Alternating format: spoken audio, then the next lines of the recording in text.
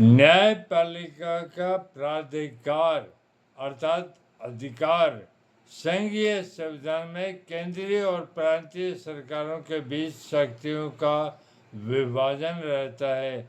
यह विभाजन एक लिखित संविधान द्वारा किया जाता है। अतः यह आवश्यक है कि शक्ति विभाजन को बनाए रखा जाए और केंद्रीय और राज्य सरकारें एक दूसरे के कार्य क्षेत्र में अतिक्रमण न कर सके।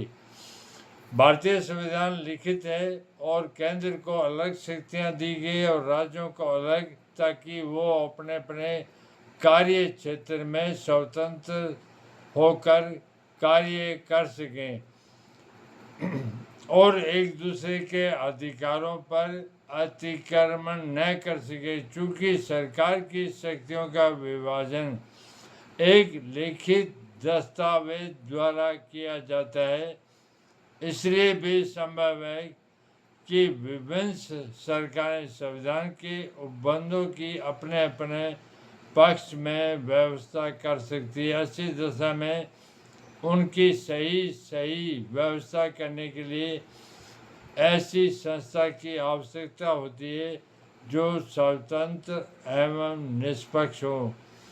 संघीय संविधान में यह कार्य न्यायपालिका को सौंपा गया है। संविधान के उपबंधों की व्याख्या के संबंध में अंतिम निर्णय देने का प्राधिकार न्यायपालिका को ही प्राप्त है।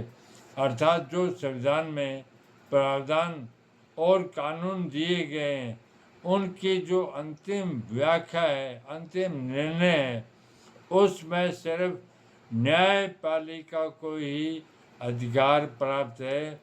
यह संस्था किसी भी सरकार के अधीन नहीं होती। अर्थात न्यायपालिका वो संस्था है जो किसी सरकार के अधीन नहीं होती।